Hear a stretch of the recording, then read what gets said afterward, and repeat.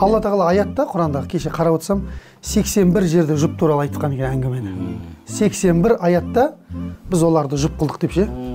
Демек бұл өмірде тақ қылдық деген нәрсе жоқ дейді. Тақ қылу деген нәрсе бұл Құдайға ғана жарасқан дейді да. Жаңа Нұреке өзіңіз айтқандай, ер адам жаңағы шынымен даналық иесі болу керек, жауапкершілік иесі болу керек.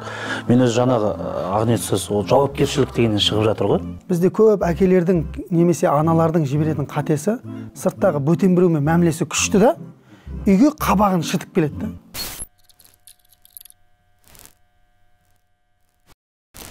Бисмиллахир-рахманир-рахим. Әлемдер Раббысы, Алла тағала сансыз мақтаулар мен мадақтар болсын. Екі дүниенің сәруары пайғамбарымызға сансыз салауаттар болсын. Ассаламу алейкум, құрметті көрермендер. Өздеріңізбен бүгін келелі отырыс бағдарламасында өздеріңізбен талқылауға отырған тақырыбымыз дінімізде де қоғамымызда да ең бір құнды тақырыптардың бірі отбасы тақырыбы. Студиямызда қонақта өзімізге белгілі ұстаздарымыз келіп отыр. Өзіміздің ұстазымыз Нұрсұлтан Расмағамбет ұстазымыз және Елдос Жұмаділда ұстазымыз, сонымен қатар Ақниет Сәлімбаева ұстаздарымыз өзімізбен студияда.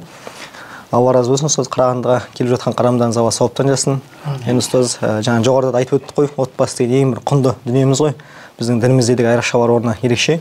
Отбасы дегенде біз үшін ең үлгілі отбасы ол барлығымыз білетіндей пайғамбарымыздың отбасы. Ол кісіге Алланың сансыз салауаты болсын. Енді ең кемеңгер отбасы сол кісінің отбасы ғой. Алғашқы сөзді де сол кісіден бастасақ, пайғамбардың отбасы қандай еді, ол кісінің отбасында ердің рөлі қандай еді, әйелдің рөлі қандай еді, сол жайында бастасақ. Нұрсұлтан ұстаз, өзіңізден. Ахмадуллах Раббил Аламин. Усалли салатан ва саламан алал хабибил амин. Мұхаммад Мұстафа саллаллаху алейхи ва алихи ва асхабихи ажмаин. Амма бад. Алла разы болсын. Арқаның өңіріне, Қарағанды жеріне қонаққа келіп қалып жатырмыз. Елдің, халықтың ықыласына, келіп жатқан жамағаттың көзі қарақты қазақтардың, бауырларымыздың баршасының пейіліне Алла разы болсын. Керемет қылып күтіп жатсыздар. Керемет ұйымдастыру, машалла. Негізі мен салам тарих саласы ғой енді. Ислам тарихы не? Бірақ енді сол қазір қоғамда отбасы ажырасу деген нәрсе көбейіп кетті. Сондықтан сондай нәрсені айтсақ деп тапсырма берілген екен. Сол енді дұрыс айтады. Әдем басталып жатыр ғой. Дүниедегі ең үлкен үлгі бұл пайғамбарымыз саллаллаху алейхи ва саллям. Одан асқан үлгі де жоқ, одан асқан өнеге де жоқ. Раббымыздың Алла тағала Құран кәрімде қаншама аяттарында айтады. Пайғамбарымыздан үлгі алыңдар, оның әкелген нәрсесін шын жүрекпен алыңдар, оның қайтарған нәрсесінен шын жүрекпен қайтыңдар. Шын жүрекпен деген болу керек та. Амалсыздан деген болмау керек. От души істеу керек. Шынайылық болу керек. Пайғамбар саллаллаху алейхи ва саллямның отбасындағы мәмілесі туралы біз енді ол туралы кітаптар өте көп. Пайғамбар саллаллаху алейхи ва саллям жалпы ең бірінші қағидасы ол кісі сыртта қандай, үйде сондай болғанша. Шынайылық қойса ең бастысы. Бізде көп әкелердің немесе аналардың жіберетін қатесі сырттағы бөтен біреумен мәмілесі күшті да, үйге қабағын шытып келеді да. Ол керек емес ол пайғамбардың сүннетіне жат нәрсе. Ана бір балақай мешітте дұға қылып отыр дейді ғой. Имам естіп қалған ғой. Раббым әкеме клиенттермен қалай мәміле жасайды, сондай бізге мәміле жасауды нәсіп етші деп дұға қылып отыр дейді. Мысалға да, саудагер кісі екен да анау. Клиенттердің асты үстіне түскен кезде ана көретін болып тұр ғой бала. Үйге келген кезде андай болып келеді да, қатал. Ол нәрсе пайғамбарымыздың сүннетінде жоқ.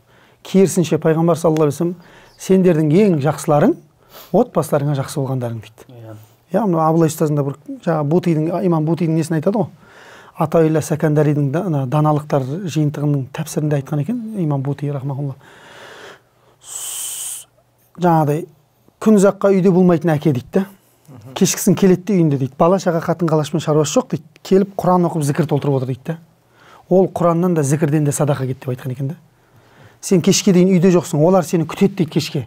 Бір әкенің мейірімін алғысы келеді дейді. Сен келесің де өзің тақуалың жоқ, негізгі құлшылық анау дейді. Отбасы. Сенің аналарға деген мейіріміңді беруің, оларға көңіл аударуың, олармен әңгімелесуің, күн ұзаққа жиналған әңгіме бар. Балаң жағдайын сұра, сабақтарың қалай болып жатыр? Кіммен, апайыңмен қандай? Бұның арты егер дәл солай жалғаса берсе өкінішке апарады. Өйткені ертең бала бар ғой, жылулықты басқа жақтан іздейді, көшеден іздейді, ұрынады, неғылады, бір топқа кіреді. Содан кейін барып келеді де, мен балам бүйтіп қалды, мен балам сөйтіп қалды. Сен баста қате кетіп қалды өзіңнен.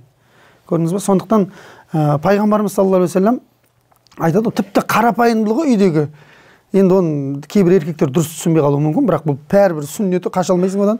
Өз киімін кейде әйелі бос болмаса өзі жамап алатын еді дейді. Бар ма, хадис бар ғой?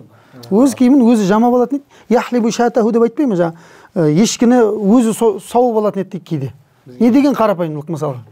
Бізге жеткен үлкен қарапайымдылық сол ғой, енді кухняға жоламай ақ қой. Жалпы деймін да, енді кейде бір өзің анаған парыз қылып тастаған сияқты нәрселер болады. Мүмкін енді оны жақтырмау мүмкін кейбір еркектер. Біздің қазақта ондай нәрсе жоқ қой деп. Дұрыс жоқ шығар, бірақ енді бәрібір шариғатымен айтылу керек шығар. Қазақта ондай нәрсе жоқ қой дейтін болсақ, біраз нәрсені жоқ қылып жіберейік. Қазір қазақта еркегіне әйелі қарсы сөйлемеген мысалға деген сияқты ғой. Қазір бірақ енді бетінен алып бетке не қылып жатқан отбасылар көп. Тіпті кеше естіп алдым қасымда бауырымнан, интернеттегі өмірді сыйлай алмадың деп ажырасып жатқандар бар дейді мысалға да. Жаңағы ұстаз иллюзияда өмірді ғой. Бізде жас отбасылардың өзіңіз айтқандай үлкен бір қателігінің бірі шығар. Шынайы өмір мен иллюзиялық жаңа өзінің қиялындағы өмірді шатастырбауы, сосын шынайы өмірге жаңағы қабылдай алмауы, осы жайында расында бір кеңінен айтып түсіндіру қажет тақырып қой, ұстаз түсіндіру. Сол көрдің бе, анау интернеттегі біреулердің жылмаңдаған жылтыраған өмірін ойлайды да, бәрі сондай болып жатыр. Қаяқтан оның қайғысы сенен 5 есе 10 есе ауыр да, бірақ ол қайғысын салмайды саған. Тек өміріндегі күшті тек қана позитив нәрселер салады да. Енді мүмкін жақсы жағы бар шығар, мүмкін жаңа несі бар, бірақ өмірдің бәрі олар ойлағандай күнде тәтті болмайды ғой. Адамның өмірі, жалпы адамның өмірі, жаңа кім айтады ғой, бір ақын өлеңде 8 кезеңнен өтеді деп айтады ғой. Саманиятун тажри алан наси куллихим сурурун ва хузнун ва иштимаун ва фурқатун. Адамның өмірінің барлығы постоянно қуаныштан тұрмайды дейді. Қуаныш болса артынша қайғы келеді дейді. Бірақ қараса, ана қуанышын түсіреді да, мынаусын түсірмейді да ол. Көрдіңіз бе? Сосын ана қуанышты көре берген әйел не істейді? Сол өмірді аңсай бастайды да. Ондай жоқ, ол өтірік әңгіме ол деген. Ондай өмір Алланың құзырында ғана болды. Оның бір дәлелі, Нұрсұлтан, сіз әңгімеңізге тұздық болсын. Енді қазір шыны керек, интернет бар ғой, кейбір кезінде өсектің бір алаң болып кетеді ғой, ана кейбір отбасыларды жаңағындай бір өсектің дағысы келіп андып отырады. Соның бір еріксіз мынандай бір нәрсеге жолығып қалдым. Жаңағы бір кейбір семьялар араласып ажырасып кеткен ғой. Сол кезде кейбір әйелдер бар, кейбір еркектер бар, жаңағы ажырасып кеткеннен кейін енді бір-бірлерін кінәлай бастайды да. Сосын бір-бірлерінің айыптарын ашады жаңағы. Историяда биткен, сіздер негізі мынаны білмейсіздер, біз сіздерге басқаша нәрсені көрсетіп жүргенбіз деп өздері айтады. Сосын барып жаңағындай біздің негізі семьяда мынандай проблема болған, сол кезде мен үндемегенмін, сол кезде мен бүйтпеп едім, сол кезде айтпаған едім, сол кезде үндемей жүре берген едім деп анау шығарады ғой барлығын. Құдай-ау, сондай енді нелер бар да. Сол себептен интернет деген ол сондай бір жақсы нәрселерін, сондай бір жерлерін ғана көрсетіп қоятын жер болып тұр ғой. Енді қараңыз да, мысалға жаңағы әйел енді оңдым деп жатыр ма? Мысалға деймін да. Бүкіл күйеуінің айыбын ашты. Ажырасып жетіскен кімді көрдің мысалға? Ажырасқан адамдармен, қыздармен сөйлесіп көр. Маған күйеуімнің жылулығынан басқа ештеңе қызық емес. Бүкіл карьерамды берер едім дейді. Мына жақтағы өмір оларды алдап ажырастырды да, соң өкінішке апарды. Бір кино көрдім, ұмытып қалдым, ана бір ойбай, бір атын ұмытып қалып тұрмын, бір кинотеатрда болды, өткен жылы болды сол кино. Ішінде Баян Есентаева ойнайды. Сосын жаңағы Бауыржан Шаудағы кім еді ағамыздың аты? Сол ойнайды. Сол кісілер ойнайды. Жалпы киноның бергісі келген мынадай ғой, ана қыз карьераны қуып жүре берген, жасы 40-қа келген ғой. Енді ол менде бәрі бар дейді да, бірақ сәбилі болғысы келеді, не болғысы келеді. Мен егер де артқа қарай 20 жылға қайтарса дейді, мен басқа жол таңдар едім дейді да. Мұнаның бәрін ысырар едім дейді. Бәрі бар анада. Роскош дейді ғой жаңағы. Жегені алдында, жемеген артында, не бір машина, не бір ресторандарды басқарып жатыр. Бірақ 20 жылға артқа қайтарса дейді. Киноның маған берген жер сол күшті сол болды да. Кино негізі осындай нәрселерді беру керек қой. 20 жыл артқа қайтарса дейді. Онда мен өмірді басқаша өткізер едім дейді. Тұрмысқа шығар едім дейді да. Жігіттерді таңдап, ақшасына қызығып, несіне қызығып жүре беріппін дейді да. Соқсап, жаңағылар да солай ойлап жатыр ғой. Ақыр айналып келген кезде ондай өмір жоқ негізінде. Міне, қуаныш келе ма, қайғы келеді. Қайғыңды да түсір, онда сен көрсін ана көрермендерің. Жаңа аржан дейді, қосылу бар, ажырасу бар дейді да. Мысалға, өмірде жабысып қалған ешкім жоқ. Бәрібір былай да ажырасу мүмкін, или мәңгілікке ажырасу мүмкін да. Сондай нәрселер бар ғой өмірде. Есіме түсіп кетіп отыр жаңағы бар ғой. Қазіргі таңда мынандай не бар? Концепция дейді ғой, жаңағы бір әйелдердің арасында сондай бір кейбір енді кісілерде түсінік бар. Жаңағы бала тумаймын деген. айтады да мен өмір бақи бала тумаймын деп. Соны жаңағы термин есіме түсіп кетіп жатыр да, child free деп бірдеңе деп айтады қоғамда ше оларды. Не дейді құдайым, сен де абылай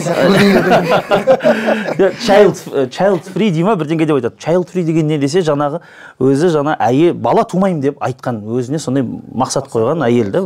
Мақсат дегенде сондай өмірлік ұстану бар да, бала тумаймын деген. Child деген бала, free деген тегін деген ғой. Мүмкін сондай шығар. Баладан бос деген. Баладан бос деген мағына бар. Тегін бала деп мағына көшіріп. Термин жатқа білемін, ағылшын білмеймін да, көрдіңіздер ме? Ол жерде мынандай ғой, мен айтайын дегенім, ол жарайды, ол сондай, ол қазір жас болғанда ғой, ол сондай мақсат қойып тұрғаны. Бірақ жаңа сіз айтқандай 40-қа барған кезде бар ғой, жәутен деп жан-жағына қарайды. Мені біреу іздемей ма, маған біреу звондамай ма, мені біреу бауырына баспай ма, мені біреу жақсы көрмей ма, жылы сөздерін айтпай ма, мама демей ма, анашым демей ма, сен үшін жаныңды берен деп айтатын бір адам болмай ма деп бәрібір адамның жүрегі бәрібір іздейді. Өйткені ол адамның Алла тағала сөйтіп жаратып қойған сөйтіп ше. Жылулыққа мұқтаж. Алла тағала аятта Құрандағы кеше қарап отырсам 81 жерде жұп туралы айтқан екен әңгімені. 81 аятта біз оларды жұп қылдық деп ше. Демек бұл өмірде тақ қылдық деген нәрсе жоқ дейді. Тақ қылу деген нәрсе бұл Құдайға ғана жарасқан дейді да. Тақтық деген нәрсе Алланікі дейді. Жалғыздық. Қалғанның бәрі жұп болу керек дейді. Хайуанның өзі мысалға жұптықпен көбейеді ғой. Адам да солай жұптықпен көбейеді. Пайғамбарымыз саллаллаху алейхи вассалам мен үмметіммен мақтанамын деп. Мақтанатын нәрсе жоқ па не мысалға? Ғалымдар айтады ғой. Басқа мақтанатын нәрсе жоқ па дейді пайғамбардың айтатын. Ол көптікпен мақтанып жатыр дейді. Демек бұл үйлену жұптылықпен мақтанып жатыр дейді пайғамбарымыз. Бойдақтықпен мақтанып жатыр. Жалпы мен ойлаймын, негізі отбасы құру деген бар ғой. Ол не үшін өйтіп айтқанымызға қарашы. Анау жаңа бар ғой, сендердің ең жақсыларың отбасыларымен жақсы болғандарың деген хадис бар ғой. Мысалы мен сол хадиске бүйтіп ойланып қарасам, қандай мағына бар екен ол жерде. Ең жақсыларың отбасыларымен болғандарың десе, ол нәрсе негізі оңай емес. Отбасыңмен жақсы болу, барлығына төзіп, бәрібір жақсы болып қалу, ол жай адамның ісі емес та негізінде. Сол үшін пайғамбарымыз айтып тұрды, ең жақсыларың негізі отбасыларымен жақсы болғандарың. Демек ол оңай нәрсе емес. Мысалға ғана айтамыз ғой, араларыңдағы ең жақсыларың Құранды үйретіп үйренгендерің. Соған да қарасаң бар ғой, үйрету да оңай емес қой. Отырасың ғой, анау пока что әлифті жаттап келеді, бәні жаттап келеді, сүрінеді, әріптерді шатасады. Ең қиын сол баламен жұмыс істеу ана кезде деген мысалға да бар ғой. Үйрену да қиын. Сондай ма? Қарасаң жайын жайып тұрған жоқ та, ең жақсыларың негізі осылар ғой деп ше. Өйткені ол қиын болып тұр да. Сол себепті ол негізінде оңай емес, жаңағындай ше. Осы отбасы мәселесінде жаңағындай бір жақсылықты сақтау. Қарасаңшы енді адамдардың соншалықты қашқаны, бала тәрбиесінен, отбасынан қашқаны. Балам? Телефон қойып қояды, болды. Көрдіңіз ба? Адамдардың дата болып қашқанды. Пайғамбарымыз не деп жатыр? Әкенің балаға беретін ең ұлы азығы дейді. Бір сағат болса да онымен тілдесіп тәрбиелеу дейді. Көрдің? Бір сағатыңды бөліп балаға тәрбие беруің, бұл әкенің балаға беретін ең ұлы нәрсесі дейді. Сен бәрін әкеп бере бер. Велосипед алып бер, сотка алып бер, планшет алып бер, ноутбук алып бер, бәрін алып бере бер. Бірақ балаға сен әкелік нәрсеңді бермейінше, мысалға бір күшті сөз айтпайынша балаға, бала оны ұстап, кейбір балалар айтады ғой, мен осындай тұлға болуыма әкемнің бала кезіндегі бір сөз әсер етті дейді да. Мен бүгін осындай тұлға болуыма дейді. Көрдіңіз ба? Әкеден ондай сөзді алмаған бала көргенсіз болып шығады ғой ертең. Соткамен өскен бала көргенсіз болады ғой. Мына ішінде деген мусор ғой бұл деген, мусор. Қоқысты жәшігіне балаң тастап жіберген сияқтысың ғой. Ол деген болмайды. Жаңағы сіздің сөзіңіз бар ғой, Жәке, толықтырып жіберейін, мен жаңа бір ойымды. Анау жаңағы көпшілікті мен мақтанам деп тұр ғой негізінде ше, баланың көпшілік. Бұл жерде негізінде пайғамбарымыз ойлаймын да, осы жерде неге мақтанам деп тұр. Жалпы негізі үйленбесе, ер адам болсын, қыз бала болсын, үйленбесе бар ғой. Бірандай не ғой, үйлену деген өз-өзіңе жүк алу деген сөз ғой, мойныңа жауапкершілік алу ғой. Жалпы адам мойнына жауапкершілік алғанда ғана бір басқаша бір уровеньға өтеді екен да, басқаша бір сатыға өтіп, көп нәрсеге серьезно қарап, отбасы болған кезде көп жамандықтардан тыйылып, қаңғыбастық өмірден тыйылып, жаңағындай жауапкершілік қой негізі. Пайғамбарымыз демек сол жауапкершілікті алып, сол баланы тәрбиелеп, соның соңына дейін жеткізіп отырған адаммен, яғни мақтанып отыр да. Яғни жауапкершілікті алған адаммен мақтанып отыр ғой, былайша айтқан кезде негізі ше. Деп айтайын деген. Сол үшін бір өлеңде айтқан екен да, әуелі адам болсаң өзіңді біл, кісіге сөйлейтұғын сөзіңді біл. Әр жаста әрбір түрлі міндетің бар. Қай жаста не істейтін кезіңді білдіп ше. Машалла. Көрдіңіз бе? Осындай арасында айтатын ба? Ғана суырып салып жерге жатсыз да. Сондықтан әркім өзінің жасына келген кезде өзінің міндеттерін білу керек та. 13-те отау иесі, жаңағы отбасы деген сөз, енді сөзімізді қорытындылап жіберейік, саған да не бермеді шығармашылық кесіп отбасы деген сол бір жанып тұрған ошақтың жанында жиналған адамдар деген сияқты бір мағына беретін сияқты ғой. Сол жерде әрқашан өздерінің жаңағы несін проблемаларын шешу деген сияқты. Енді айналып келген кезде бағана бірінші сұрақ қой, енді пайғамбарымыз отбасымен қалай болды? Пайғамбар саллаллаху алейхи вассалам отбасымен ең көркем мәніндегі адам болған. Ең шыңы бұл несі пайғамбарымыз саллаллаху алейхи вассалам есептеді. Барлық адамдар, енді оны қазір біз кірсек тағы үлкен қиссалар бар да. Оған біздің қазір тағы сұрақтарымыз бар. Сондықтан пайғамбарымыз өмірбаян оқыған адам өзі іліп алып шығарып отырады. Айша анамызбен қалай мәмілесі болған, Хадиша анамызбен қалай мәмілелері болған, өзге әйелдермен қандай. Әйелдердің ешқайсысын көріп жармаған, пайғамбарымыз бірнеше әйел болған, барлығымен бірдей қарым-қатынаста болған. Ең бастысы бағанағы ғой. Сыртта қандайсың, іште де солай бол, шынайы бол. Бұл бір егізжүзділікке алып баратын бәле сияқты ғой. Жаңа бір ғалым айтқан еді ғой, жақсы адам, шынайы мұсылман үйінің тәбетімен тамақтанады деп айтқан екен да. Мұнафық мұсылман дейді да. Мұнафық та екіжүзді адам, ол өзінің тәбетімен тамақтанады дейді да. Ол деген сөз үйіндегі ортақ адамдар қай нәрсені жақсы көреді, әке соған қарай ыңғайланады дейді да. Болды, мен жақсы көрген нәрсені істеңдер, мен деп аналардың ішіндегі ықтиярын бастысай береді дейді да. Ол отбасы мүшелеріне кек әкеледі дейді ішіне. Сонда сен айтқаның бола бере ма не деген сияқты бір күні айтады дейді да ол. Көрдіңіз ба? Сондықтан енді әке өте үлкен саясаткер, дана болу керек деп ойлаймыз. Отбасын, иә. Бірақ енді әйелдер өзінің орнын білу керек осы жерде. Орындан. Жаңа сіз айтып жатырмыз ғой, отбасының сый ғой. Айта бер. Алла разы болсын сіздерге. Кім біздің отбасының өзіндік міндеттемелерін жаңа айтып жатырмыз ғой, соңында біреу бай айтады, біреу айтады деп бізде ең бір үлкен Бейсен Құранбек ағамыздың сөзі бар ғой. Біз отбасын құрар болатын кезде өзіміздің бір келісімшарт айтады екен, соның ішінде ең бір үлкені мүлдем ажыраспаймыз және үйге харам тамақ кіргізбейміз, ішкілік қоймаймыз. Бір-біріміздің ата-анамызды бірдей көреміз. Біздің жас отбасылар осындай керек шығар, алдына мақсаты қандай, бірін ашып алып, өздерінің мақсатын, қандай өздерінің тәртіптері бар, қандай өздерінің міндеттемелері бар, сол жайында.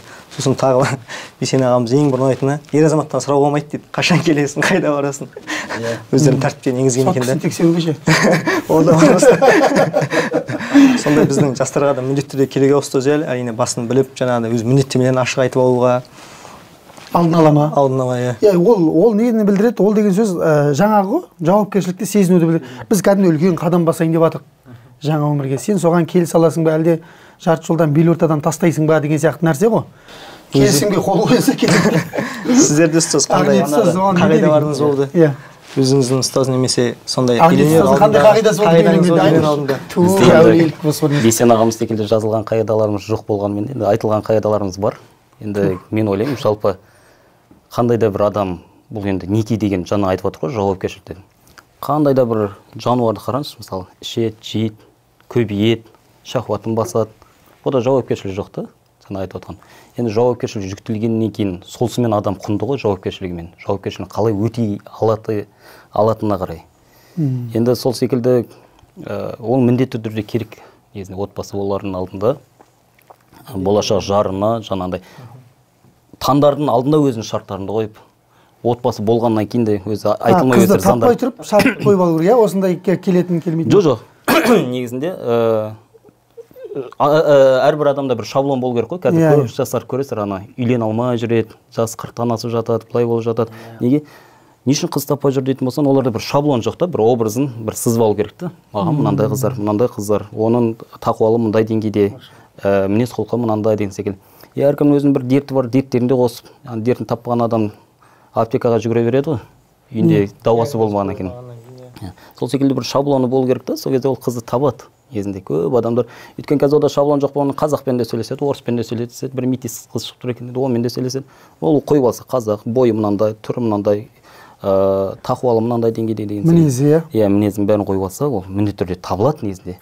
сол секілді мысалға енді ана жасырса қалай болады екен менде сондай қасиет бар деп тиіп алды мысалға ол не болады деп жатырмын да. жоқ негізінде Бұнда сол шынайылыққа келетін шығар басынан шынайылық жоқ. негізінде отбасының көп құлдырауына екі нәрсе ғой әсер ететін. Жаңағы неге келетін болсақ, айтылып отқан мәселелерге қарайтын болсақ та, негізінде отбасы бір шынайылықтан бас алмаса сол құрдымға келіп соғады. Қаншама таныс достарымыз да бар, бір ана қымбат көлде сатып алып, достарының машинасымен барып, ана Тұрсынбек айтады ғой, кезінде қыздарымызды, ой, пәленшенің машинасы бар екен деп, сол пәленшеге бердік деп. Сосын сотовый деген шығып еді. Мә, пәленшенің соткасы бар екен деп қызымыз соған берді. Сол жігіттер әлі сол соткасымен жүрмейді. Сол жігіттер әлі сол соткасымен жүрмейді. Шынайылық керек та. Мысалға мен жаңа шартқа қатысты басылды өтемін. Мен келіншегіммен кездескенде қалай болды? Мен оған түсіндіріп айттым. Бәрін сипаттап бердім. Давай біздің енді қараңызшы, сен басқа бір әулеттің мүшесісің, мен басқа бір әулеттің мүшесімін. Екеуміз бір қосылып, бір әулет бастағалы отырмыз. Ол бір әулет бір ұлы болса екен деп. Адал ұрпақ шығарсақ, сол енді адал ұрпақтың арнасы арамдық араласпаған шынайы хақиқатпен, шынайылықпен басталса деп. Бәрін түсіндіріп айтып бердім. Мен қалай көріп тұрсың, тура сондаймын деп. Бүгін ешқандай маска жоқ дедіңіз ғой. Мысалға сол кездерде түсіндіріп айтып бергем да, негізінде көп шарттардың біразы. Енді есімде қалғандары дегенде өзі конфликт уақытысында шығады. Мысал мынау да. Жастық еске түсіп жылағың келіп жатқан жоқ па? Түсіндіріп айтып бергем. Мен мысалға жаңа сіз айтып отырсыз ғой, ешқашан ажыраспағанбыз дегенше. Сонымен бір іспеттес бір шарт тұр да менде де. Менде бірақ енді ешқашан ажыраспаймыз деген шарт емес, бәлки мынандай шарт. Мен қатынымнан ешқашан отказ бермеймін. Мейлі ол бала тумайтын болып қалсын, инвалид болып қалсын, Құдай сақтасын.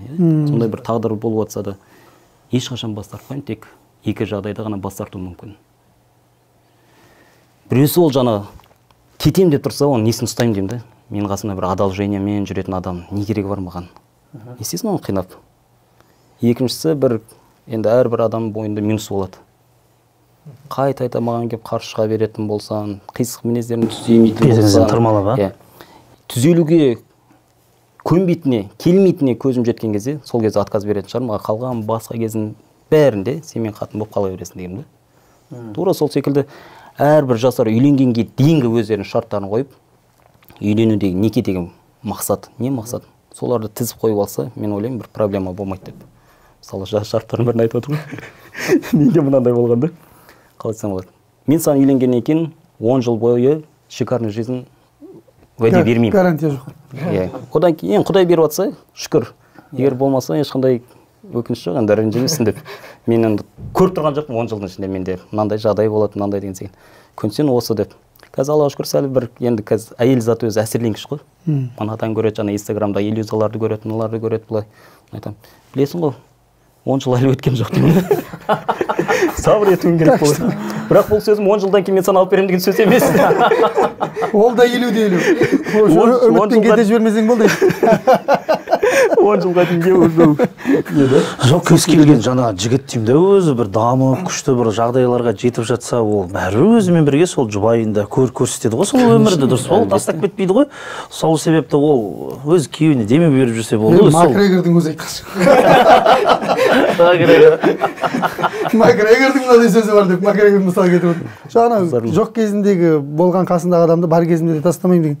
Ол жақсы, сондай ғой. Мысалы, пайғамбарымыз саллаллаху алейхи вассалам несінде де болды ғой отбасында. Бар кезде келіп тастап кететін болсаң, сенің қиын кезде қасыңда болған адам бар қолыңа біткен кезде тастап иттік қой ол таза. Айша анамыздың өзі де сұрайды ғой пайғамбарымыз саллаллаху алейхи вассалам. Сол бір Хадижа радиаллаху анха. Енді сол үлкен жаса бір енді кемпір деп айта берейікші, әйел деп.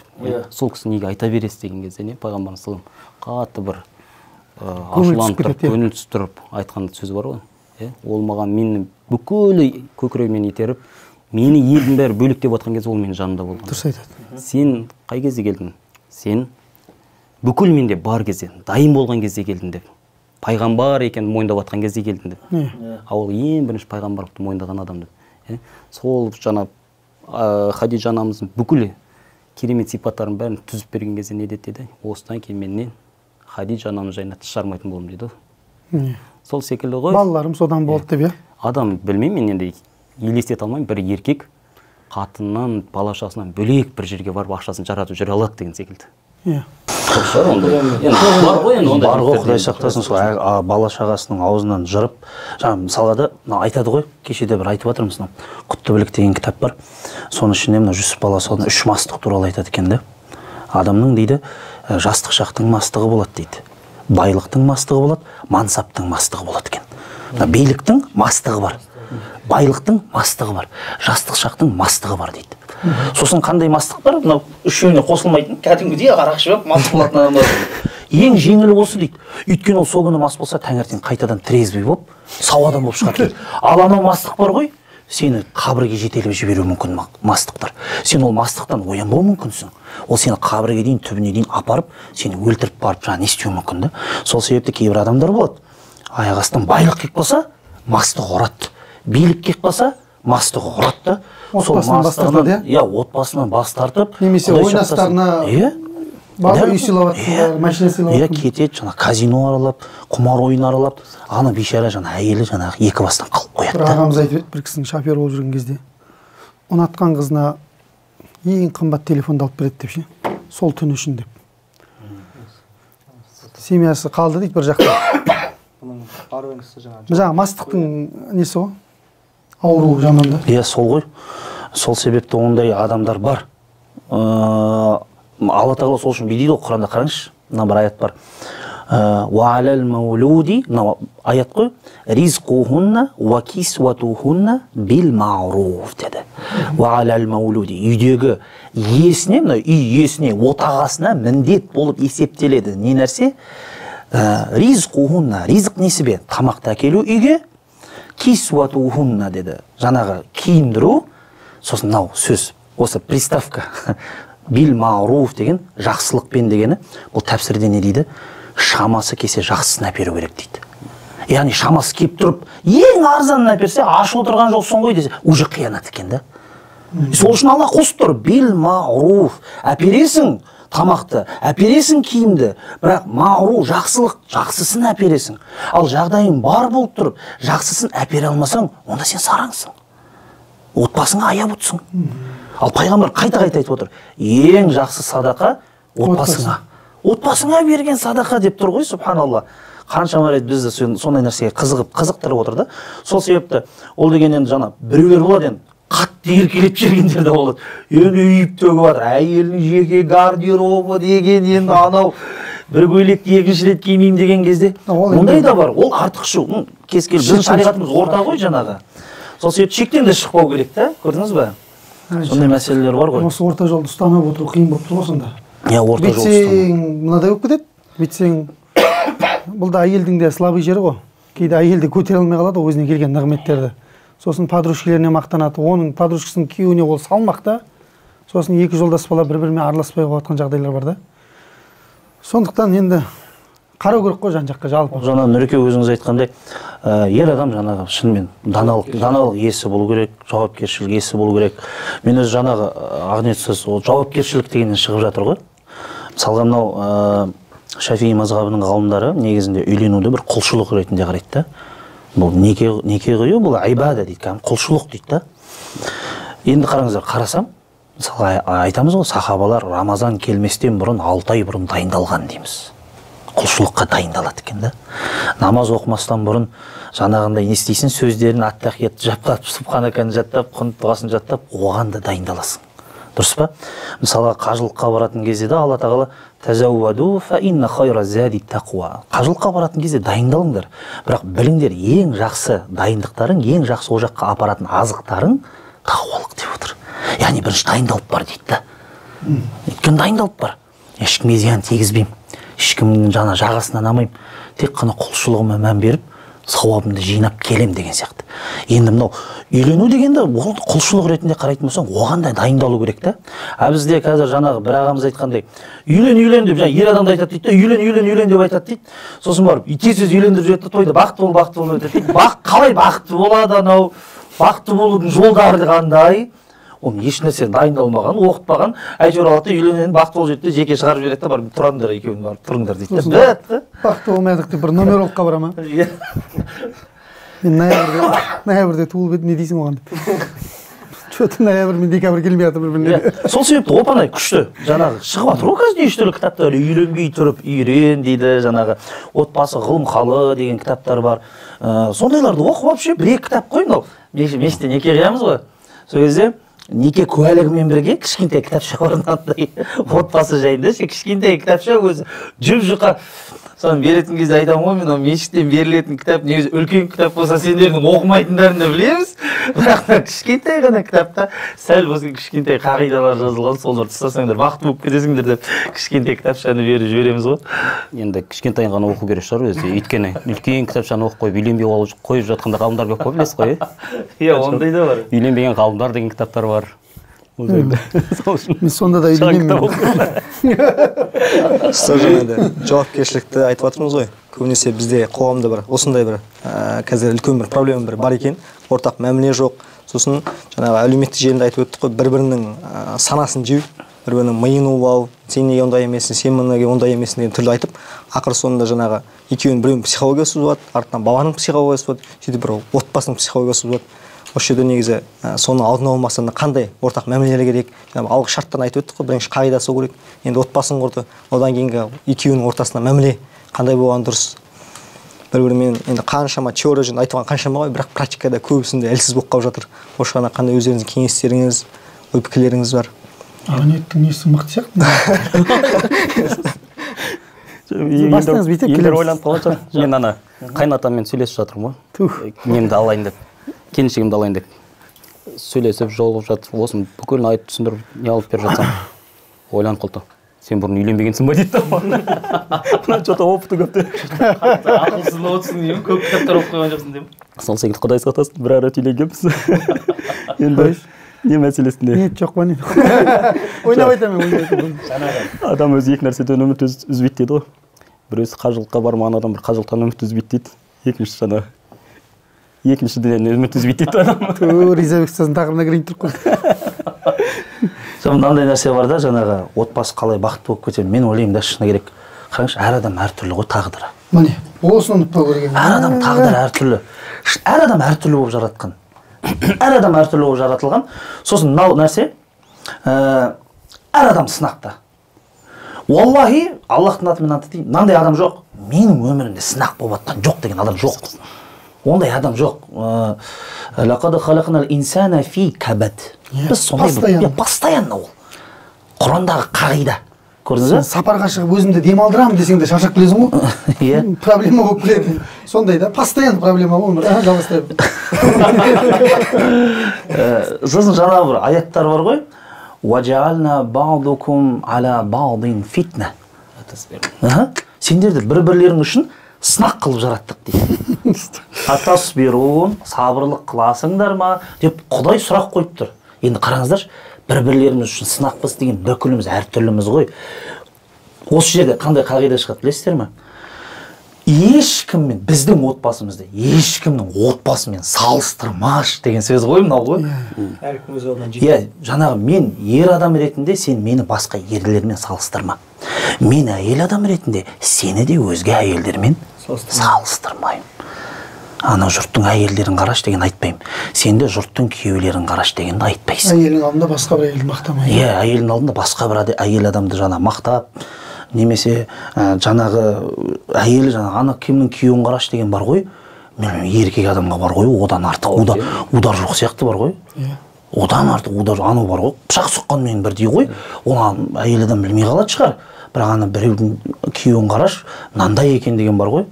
Ер адам намысты ғой, өліп қалған артық қой, ана сөз естігенше дұрыс па? Сол үшін ажырасып кеткен шығар мысалы біреу. Құдай біледі, иә. Сондай сөз үшін де кетіп қалатындар бар ғой. Көтере алмай небір еркек бар ғой, ауыр мінезді еркектер. Иә.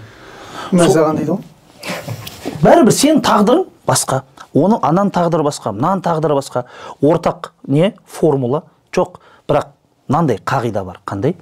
Ешкімнің өмірімен өз өміріңді салыстырма. Қазіргі сәтпен өмір сүр. Қазір сен бақыттысың ба? Алдыңда жейтін тамағың, киетін киімің бар, жанында анам дейтін, әкем дейтін, жаным дейтін, жан-жарым дейтін адам бар ма? Осы нәрсені бағаласайшы. Мысалға да сол ғой. Ешкімді, иә. Сол үшін мен ойлаймын, бақытты болудың формуласы.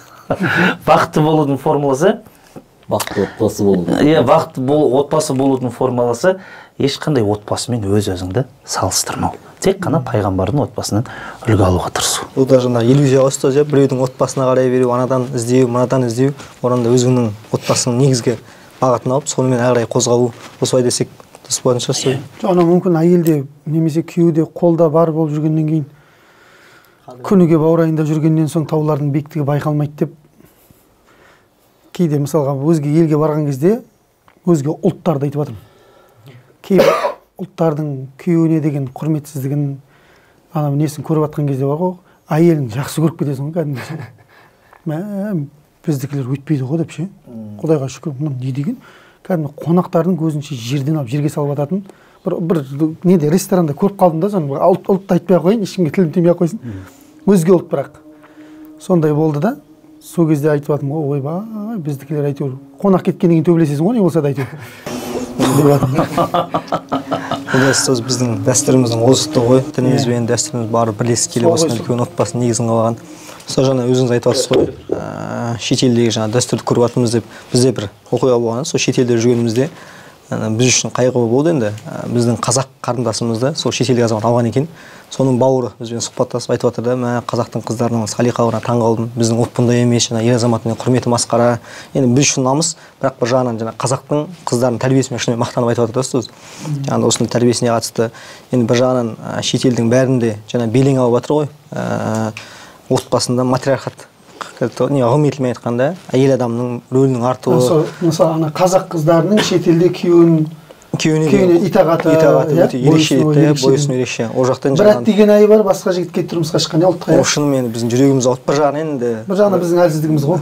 Ол да мүмкін ұстаз. Мойындайық та оның несін.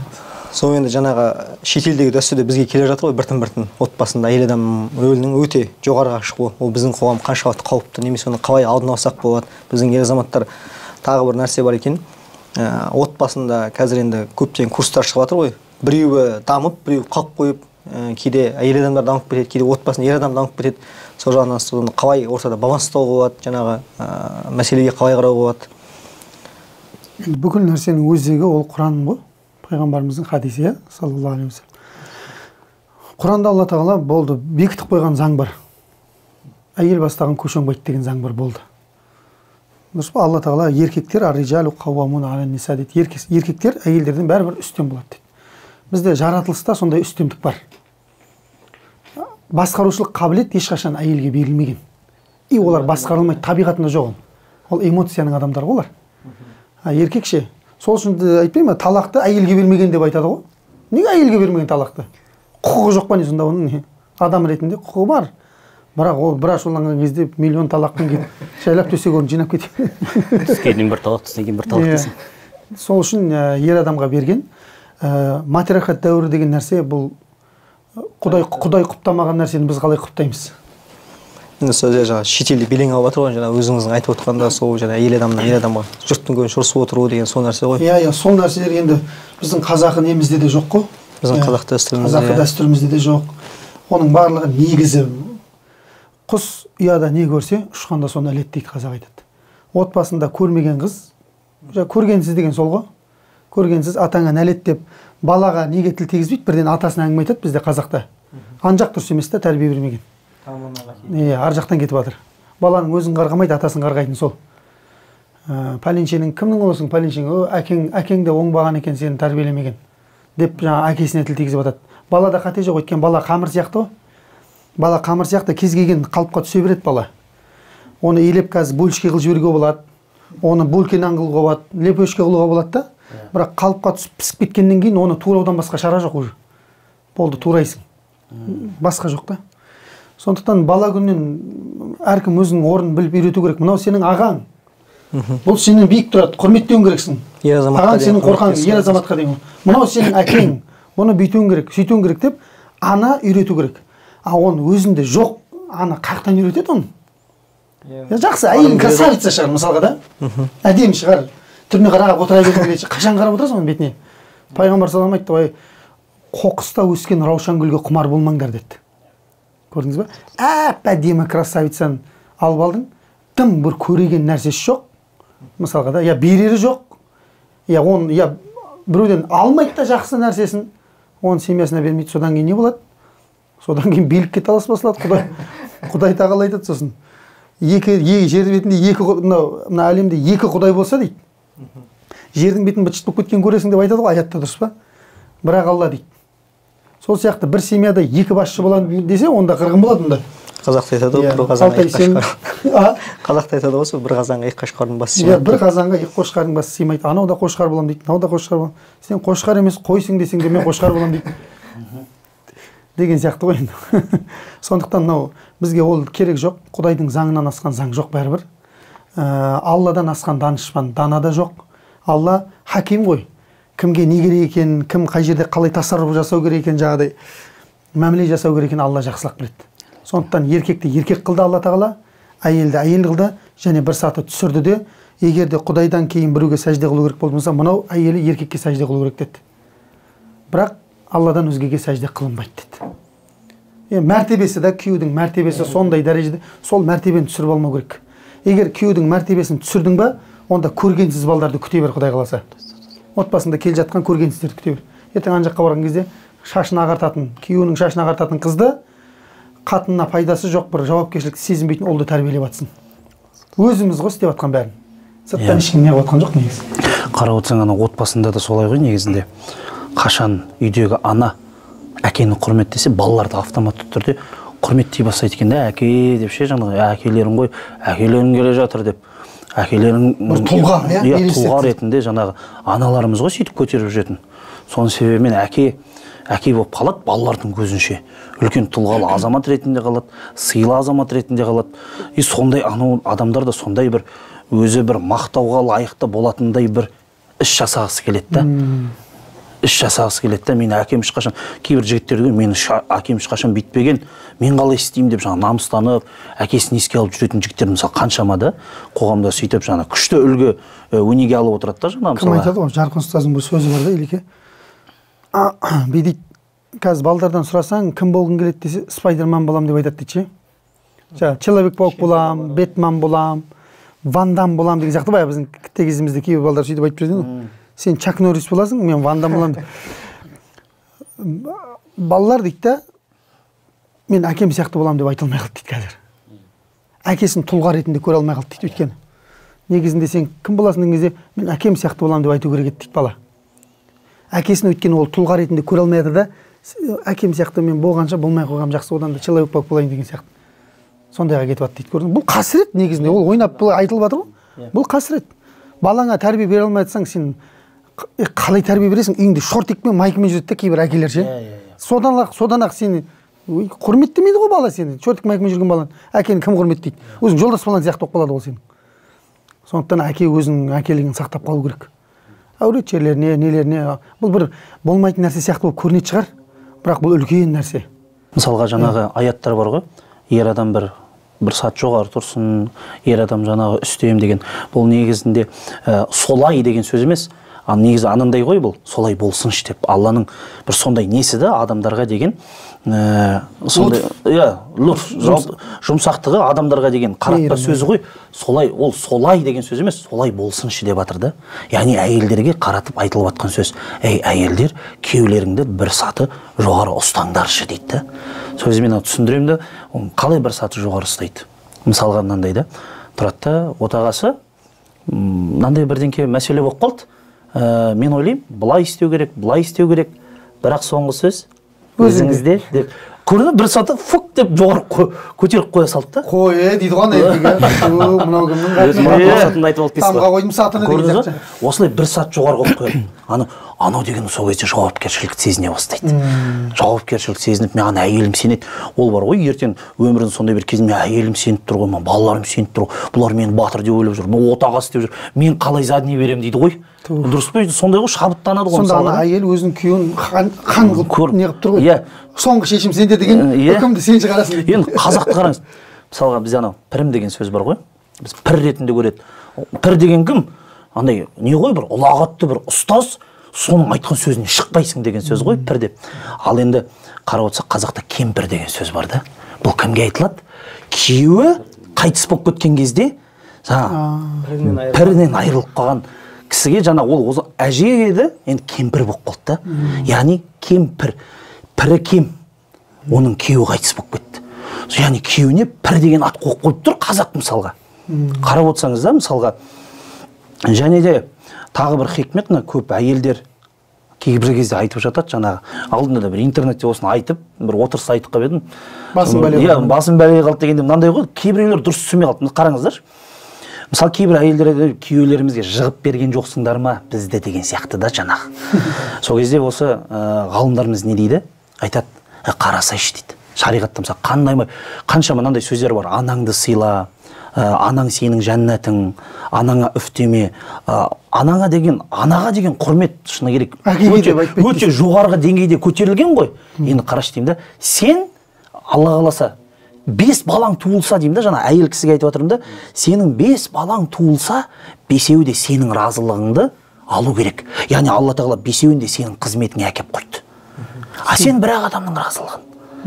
Сен өз бір адамның разылығын тапшы дейді, бірақ сенің қызметіңе Алла тағала 5 адамды қойып қояды. 10 бала тапсаң 10 баланы қойып қояды. 2 бала тапсаң 2 бала, сенің разылығыңды алу керек та. Сенің капризіңді көтеру керек деген сөз ғой. Ал сен болсаң бір-ақ адамның.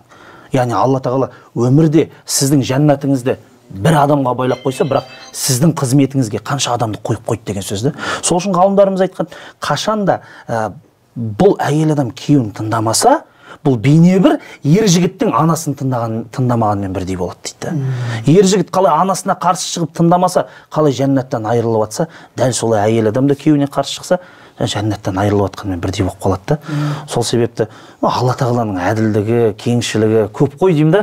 Просто анау кейбір кезде айтамын да, Алла тағала пайғамбарымыз сөйтіп тұр, күйеуіңе бағын деп тұр, күйеуінің разылығын ізде деп тұр. Соны шынымен іздеп көрдің бе деймін да. Іздеп көрдіңіз ба? Шынымен іздеп көрейінші, осы кісінің разылығын алып көрейінші, разымын деген сөзін аузынан еститіндей бір амал әрекет жасайыншы, бірақ біз жетпейміз, біз аңдимыз. Біз аңдимыз, тексереміз, кемшілігін іздейміз, басқаша болып кетеміз. Мен алдында бүйтіп ой жүгіртіп отырсам, Нұреке, пайғамбарымыз сахабалардың пайғамбарымыз жайында жазған кітаптары, нелер бар ғой, айтқан сөздері, салған Шамаил Мұхаммадия, сол кезде пайғамбарымыздың сипаттары айтылған, қозғалысы айтылған, көзі айтылған, анау айтылған, соның барлығы махаббатпен жазылған ғой деймін да. Мен айтам да, сол жақсылықты байқай алу үшін де бір керемет адам болу керек қой. Сахабалар сондай адам болған, олар сол бүкіл қасиетті, Алла берген қасиетті, олар байқай алған. Мен айтам, Құдай біледі, біздің заманымызға пайғамбар келсе, біз ол қасиетті байқамай, біз керісінше кемшілік көріп кетеміз бе деп қорқамын да. Дұрыс айтасың. Мүмкін ол сол қасиеттерді байқау үшін де сен бір адам болу керексің ғой. Жақсы адам болсаң, жақсысын көре аласың. Сол үшін бір ұстазымыз айтқан еді, пайғамбарымыз қайтыс болған кезде сахабалардың қайғырғаны бар ғой. Сол кезде бір ұстазымыз бар, айтатын еді, ол сахабалар ғана көтере алатын сынақ еді деп ше. Біз ондай сынақты көтере алмаймыз дейді, арамыздан пайғамбар. Мен айтам да, сол сахабалар байқай алатын адам ғой деймін да, біз алдымызға келсе басқаша көріп, сондай ғой, біз бір адам тура болып кетіп жатса, әділ болып кетіп жатса, әңгіме айтып кетеміз ба деп ше.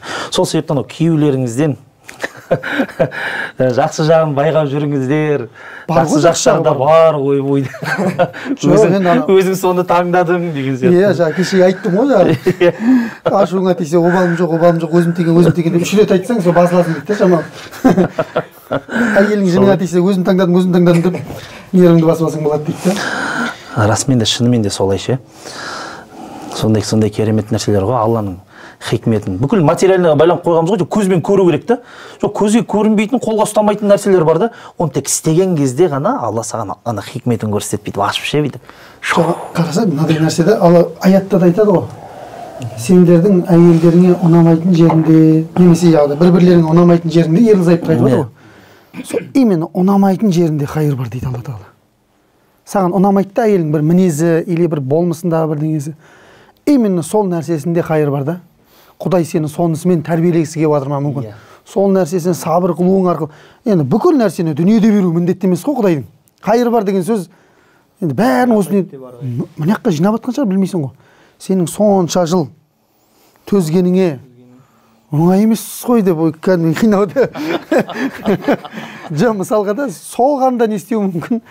сыйлығын беру мүмкін ғой, ертең білмейсің ғой. Пенде, сен осындай қиын, бір ғалым. Мынадай қисса бар, мен сәл не қылып айтып, жобасын айтайыншы, есіме түскен. Бір ұмытып қалып тұрмын, біраз жыл, 2017 жылы ма бұны не қылған, оққанын.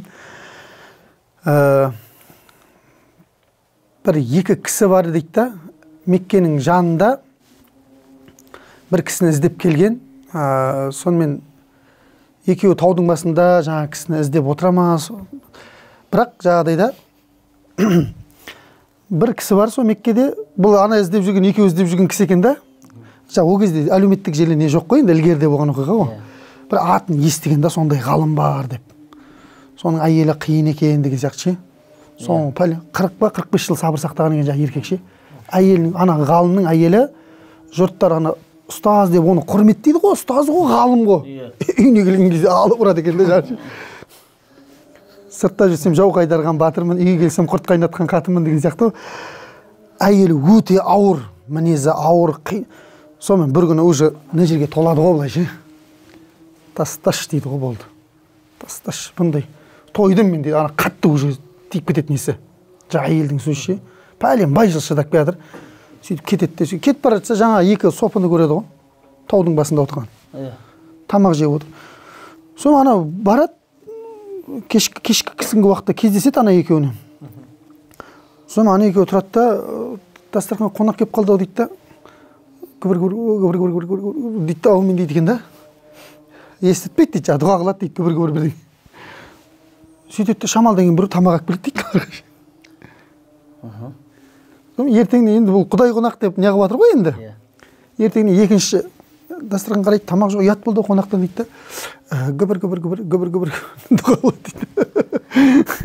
Бір шамалдан кейін тамақ алып келеді дейді жағаларға. Үшінші күн енді анаған келіп тұр ғой кезек. Соны айтады, қазір мен ойбай дұға қылсам қалай болады екен, тамақ келмей қалса құрыдым ғой деп. Соны жаңа екеуінен сұрайды деп айтады, сендер не деп күбірлеп дұға қылып жатсыңдар, айтыңдаршы, мен соны қалай тамақ келмей қалар менің дұғама десе, осы Меккеде Түген деген ғалым бар деп айтады дейді. Раббым сол ғалым ұстазымыздың әйеліне деген сабырлығы үшін бізге ризық берші деп айтамыз дейді да. Жаңа бір адамның жақсылығын ортаға қойып не бар ғой, шариғатта рұқсат қой, табасы. Сөйтсе айтып отқан ғалымдар мен ғой деп айтады. Мынау арқылы біреулер тамақтанып жүр дейді да. Бұл көрмеген азар жоқ дейді әйеліне. Сонда бір жаңа қайыр болып тұр ғой, енді біреулерге пайдасы тиіп жатыр бұның әйелінің мінезі. Енді оқиғада сәл бір-екі не болуы мүмкін, бірақ жалпы мағынасы осындай да. Әйелің саған ұнамайтын жерінде бір қайыр бар. Күйеуіңнің саған бірдеңесі ұнамауы мүмкін да, бірақ ода да бір қайыр бар. Егер соған разы болсаң, Алла тағала беретін нәрсесін береді, ұзатпайды Алла. Просто біз асығыспыз ғой, тез болу керек. Елдос ұстаз ойланып отқан секілді ғой. Үшеуміздің қайсы біріміз қойып. Мен не қылмай-ақ қой, мен қатысым. Жаңағы басындағы жаңағы кімнің ұстазын жаңа Ақниет ұстаз айтып жатты ғой. Ана үйленетін кезде қалай қыз таңдаймын, қыз қалай жігіт таңдаймын деген кезде бір белгілі бір картина қойылу керек деп ше. Белгілі бір адам сенің уже ойыңда тұру керек деген сияқты. Біз соны жаңа таңдайтын кезде ғой, сол үшін кейбір кезде табылып қалса, ит деп, давайте деп жаңағы ұра салады, үйлене салады, тұрмысқа шыға салады деген сияқты бір әңгіме болады ғой. Сол анау не сияқты да бір андай бір психология кітаптарында жазатын еді ғой, арманыңды нақты қылып жаз деп ше. Арманыңды нақты қандай машина соны Құдайдан, я Құдай көлік берші демеймін, саған қандай көлік алғың келеді, Камри 70 па, Камри 70 деп жаз, я Құдай Камри 70 деп нақты анау сұраған кезде де нақты сұра деп ше, жаңағындай бір психологияда сондай аффирмациялар бар ғой. Сондай четкий не болу керек қой. Саид Камали бар ғой, шейх Саид Камали, Мағриб, Мароккалық. Сол кісі жамағатындағы бір жігіттің оқиғасын айтып береді ғой. Ұзақ уақыт үйленбеді дейді. Соны айтамыз дейді да, үйленбейсің ба деп. Ұстаз, мен четко сұрап жатырмын деп айтады дейді да. Четко, мен көзі қасына дейін сұрап жатырмын деп ше, ана мінезін осылай сұрайды екен. Каждый денесіндегі мүшелері бар ғой, 12 мүшесі детально сұрайды екен ше. Соны сұрап жатыр. Тахажүдті үзбейін деп айтады дейді, сол үшін ше. Соны ерінбей сұрайым дейді да. Сол біраз уақыттан кейін жамағатпен кездессе, ұстаз деп айтты ғой. Тахажүдтегі қыз келді деп айтты дейді. Өзі сұраған бар ғой, қасы қосылған, мұрны сүйірлеу, көзі қарашығы мынадай үлкен, сол қыз келді деп айтады дейді. Сонда Саид ұстаз айтып жатыр ғой, Шейх Камал. Құдайдан четко кейбір четко сұрамаңдар қыздар дейді. Точно береді Құдай дейді. Құдайдың сондай бейне жаратылған қыздары бар дейді, сен үшін соны жаратқан дейді. Сол ұқсап Алладан дұрыстап сұрау керек қой енді, ең бастысы. Әлбетте. Ана бір оқиға есіме түсіп кетті. Бір күні бір ғалым, атақты ғалым есімнен шығып тұр. Сол айтады да, негізі адамды бір жар таңдаған кезде өзінің өмірлік мақсатына сай таңдағанда дұрыс екен да. Мысалға білімге берілесіз ба? Білім жолындағы жар. Теманы түсінетін ба? Теманы түсінетін. Ол да бір сізмен бір сол дертіне дерттес болатын деген секілді. Сонымен бір күні дейді, ауылда қыздардың бәрін қарадым дейді, көрші ауылдың бәрін қарадым дейді. Менің біліме теңгелер бір, менімен бір, енді жаңа айтып отыр ғой, бір әйел адам болады, еркек адам болады, екеуін бір өзі дамып кетеді, бір-біріне қызық емес болып қалып жатады. Өмірдің мәні негізінде жұбайымен бір сырласып, бір шүйкелесіп, әңгіме айтып, бір-біріңді түсіну ғой негізінде ең мақсат. Тіпті ана Қонаев атамызға да айтты ғой, жасыңыз келіп қалды, сіздің бір ұрпақ алып қалайық сізден деп. Сол кезде де өзінің әйелін мақтайды. Неге? Жоқ, мен керек жоқ, біз әйеліміз екеуміз күнде бір кітап оқимыз, сосын кешкісін түнгі жатар кезде соны талқылаймыз деп. Осы маған үлкен бір ләззат сыйлайды деп. Сол секілді сондай бір мақсатты іздеген ғой енді. Таппай, сосын ары қарайды, бері қарайды. Қарса бір өзінің ауылында бір әдемі әйел бар екен. Бірақ кішкене ақмақтау дейді. Ақмақтау дегенде енді көп нәрсені түсінеміз. Содан тұрады да өзінің хисабын құрады ғой. Онда мен бүйтейін деп. Осыған алайын. Сұлулығы сол қатыма тартып, ілімі маған тартқан бір перзенттер дүниеге келер деп. Сонымен келіп үйлендік дейді. Арамызда біраз балдар болды дейді. Балдарымыздың нәтижесін қарасам дейді. Өзі айтады, мен сұлулығым жоқ дейді, ілімім көп дейді. Өзім қап-қара, мынандай түріме қаспаған адам деген секілді. Бірақ біліме қарап көп әйелдер жаңағы кетер емес дейді. Соған сөйтіп үйлендім дейді. Бірақ нәтижесінде қалай болды дейді. Түрін, сұлулығын бәрі маған ұқсапты дейді. Ілім жағы әйеліме қашып кетті. Сол секілді Құдайдың өзінің бір есебі бар. Адамның өзінің бір есебі бар ғой. Жаңағы әсіресе жастарға көп ана құдси хадис бар ғой. Абди анта турит ана урит деген. Құлым сен де қалайсың, мен де қалаймын. Бірақ мен қалағанымнан артық ештеңе болмайды деп. Егер мен қалағанымды таңдайтын болсаң, мен сені рахатқа бөлеймін деп. Егер мен қалағанымды таңдамасаң, мен сені шыр айналдырып, машақатқа салып, айналдырып әкеп, түбінде қайтып мен қалауым болады дейді. Сол секілді ғой, ана кейде бір өңше бір қиялданып кететіндер бар. Бір образ салған кездерден кішкене бір ақылға қонымды бір сондай бір салу керек секілді.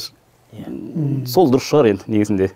Сол жаңағы секілді болып қалмай, Құдайдың өзінің бір хисабы бар да. Соны ілінетіндей. Сол мен де айтамын ғой кейбір кезде. Сол орамалды қыз аласың ба? Иә. Онда сен сол орамал қыз үшін ертең тұрып бере аласың ба? Ертең мысалға біреу оның орамалына тиісіп жатса, қорғай аласың ба? Ертең біреулер сырттан оған орамалына, иманына қатысты әңгіме айтып жатқан кезде сен соны жақтай аласың ба? Әлде үндемей тұрасың ба? Әлде керісінше соған жабылып кетесің ба? Өйткені кейбір жігіттер бар, өзі осал болса да, бірақ жақсы қыздарды алғысы келеді. Көрдіңіз ба? Сөйтіп сондай кезде жаңағында айтасың да, сен біреудің жаңа бағын байлама. Дұрыс адам болатын болса, орамалын егер қорғай аламын, Аллаға шүкір, бірге дамимыз, бірге не істейміз десе, онда бисмилля. Бірақ енді сен өз-өзіңді білесің ғой, ондай болатын, мұндай болмасаң, біреудің жаңағындай бағына балта шаппай, өзіңе теңдес біреуін іздеп тауып ал. Рас қой. Кейбір кезде жаңағындай маскаңды киіп алып, өз-өзіңді бір-екі рет ақылдық көрсетіп, ешқандай былайша айтқан кезде ешқандай бір жаман әдеттері жоқ сияқты болып көрсеткіміз келеді да, кейбір кезде сондай бар, шыны керек ше. Өйткені мына Инстаграмда отқаннан кейін көп адамдар сұрақ қояды, жекеде келіп атады кейбір кезде ше. Күйеуімнің осындай екенін білмей қалдым, оказывается темекі шегеді екен, насыбай атады екен, бүйтеді екен, сөйтеді екен деген сияқты бір әрекеттерін жаңағы үйленгеннен кейін көрініп қалып атады да. Көрініп қалып атады.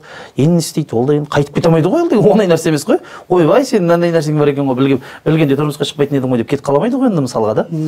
Сол себепті әр адам енді сол өзінің жалпы айтқан кезде жаңа сіз айтқандай өмірде өзінің теңімен жаңа тең әңгіме айта алатын деген сияқты бір отбасы құрсын деген мақсат қой. Шынайылық басынан бастап. Иә, шынайылық қой, сол жаңа сіз басында айтып едіңіз ғой. Сосын жаңағыдай ренжіп қалып неғып кетіп жатсаң айыбын ашып керек емес дейсіз ғой. Иә, мынандай қағида бар ғой, ма буния аля батил фахуа батил деген. Ақиданың ережесіне келіп отбасыға тығып жіберген ба? Қатысты ғой. Иә. Жалған нәрсеге құрылған нәрсе ол да жалған бола береді. Ары қарай да жалған бола береді. Өтіріктің үстінде құрылған нәрсенің барлығы қалай шындық болады, қалай берекет болады, қалай жақсылық болады. Өтірікпен басталған істің арты бір тұтам болып атып шыға келеді ертең, Құдай сақтасын. Отбасы деген тақырып негізі өте үлкен ғой. Өте үлкен. Біз мына жерде бүкіліміз енді әркім әртүрлі пікірлер, Ақниет ұстаз өзінің отбасын, Нұрсұлтан ұстаз естігенін, сондай оқығанын бүкілін айтып жатырмыз. Бірақ шын мен отбасы қызық па? Өмірі өтіп жатыр, өміріңді зерттеумен өзгелердің деген сияқты. Жоқ, бәрібір деймін де, әр отбасының бақытты болу өзіндік бір формуласы бар ғой. Өзіндік сырлары бар деген сияқты. Мен анау бүйтіп айтамын да, Нұрсұлтан ұстаз, мысалы кейбір кезде отбасылар келеді мешітке, ушығып кеткен кезде, шаруа талаққа таянып келеді, жаңа ажырасуға таянып келген кезде, міне мынау былай айтып жатыр, былай айтып жатыр. Мен айтамын, осы нәрсе болмай жатып келмедіңіздер ме? Мысалы кез келген отбасы бар, проблема болғанда ғана келеді. Жоқ. Өз жүйе қойып қойсы, өзі бір айына бір рет мешітке барып тұрайық, бір имам шақырып тұрайық, келіп тұрсын сияқты. Обязательно проблемаларын шешу емес, жалпы жай ортақ бір уағыз айтып тұрсын. Мысалға уағыз айтып тұрсын. Өйткені кейбір кезде сенің айтқаның әйелім өтпейді. Әйелің саған айтады, сен қойшы дейсің деген сияқты. Біз сырттан біреу былай шыққан кезде бір үшінші тарап керек та, бір жақсы бір насихат айтып отыратын, уағыз айтып отыратын, ескерту айтып отыратын, жаңа ол үйге бір берекет әкеліп келетін сондай бір әрекет бар ғой, мысалға да. Берекетті әрекеттеріміз көп болса ғой деймін да.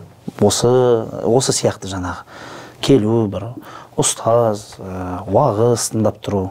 Біз әйтпесе жоқ қой ондай, біздің бір кісілер шақырып алған, мен өздері енді намаз бастады. Сосын мені шақырып алды, Елдос, үйдегі жеңгелерің бар, намаз оқы. Соны үйге келіп уағыз айтып кетті. Жарайды. Мен бардым, дастархан басына, маған қоймайды ғой жаңағы тақырыпты айтшы деп ше. Екінші әйел алу жайында, үшінші әйел алу жайында. Ағалар-ау деймін ғой, қызарып кеттім ғой, мәссаған, сенің әйел, әлі жұбайларың намаз оқымайды ғой, қайда екінші әйел, қайдағы үшінші әйел, Құдай-ау деймін да. Мен өзім алмайсың. Иә, сондай сияқты ғой енді. Айтшы сені бәрін.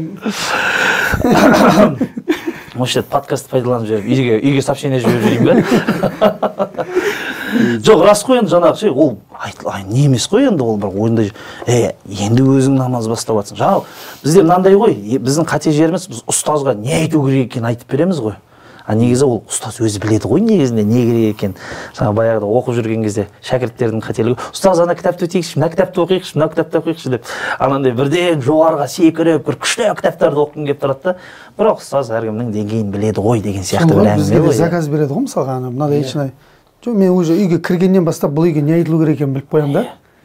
Сосын олардың заказын айтпаймын. Өйткені заказбен айтатын болсаң бар ғой, сенен шынайылық болмай қалады. Формальность. Мен айтамын да, қазір мен бірдеңе айтамын деймін да. Именно сол менің айту керек болған нәрсемді сендер есту керек болып тұрсыңдар деймін да. Құдай именно сол нәрсені естету керек болып тұр сендерге. Кейін шыққаннан кейін сөйтсек, шынымен бізге осы тақырып керек екен ғой дейді да. Біз сізден басқа нәрсе айт деп жүрсек, мынау керек екен ғой. Мощный болды деп қояды ғой енді. Мен айтамын да, Алла соны салу керек болып тұр аузыма. Сондықтан жаңағы отбасынан көп проблемасының бірі жаңағы айтып отырған, намаз оқитын болсын, оқымайтын болсын, қазір бір ер кісінің басы қосылып қалса, екінші қатын туралы әңгіме ғой негізінде. Намаз оқитын, намазхан, бейнамаз болсын. Бұл да бір отбасының ажырасуына үлкен бір факторлардың бірі да, себептердің бірі. Мысалға, негізі күнә ма ол қалай? Жоқ, енді Аллах Тағаланың несі ғой? Рұқсаты ма? Аллах Тағаланың берген рұқсаты. Енді мысалы мынандай кейде маған да сұрақ қояды, аласы ба, несесі ба деп. Мен айтамын да, тентек темір жинайды деген секілді 4 қатын бәрін түгелдеп қойып, өмірім 4 қатынды бір бағумен өтсе деймін да. Мынаяқтан ақша тауып келесің, мына семьяға барасың, ақша тауып келесің, мынаған бересің, өмір не ләззаты қалды деймін да. қойш. Былай қарасаң. Басқаша подход басқаша қырып көріп жүрсең ол нәрсені. Елеке маған басқаша айтты, сіздер мені ауыстырмайсыз.